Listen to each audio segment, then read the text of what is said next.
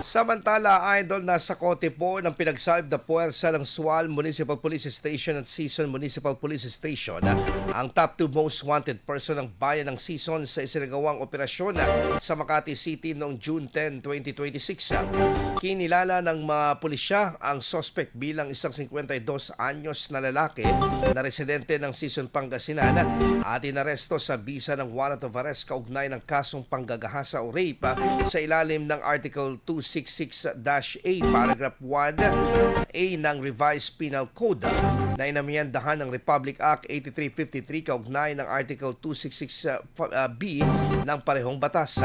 Ayon sa mga otoridad, walang itinakdang piyansa para sa pansamantalang paglaya ng akusado.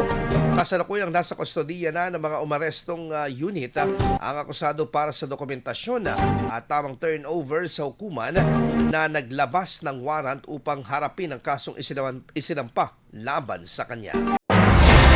IFM News. IFM News. IFM News.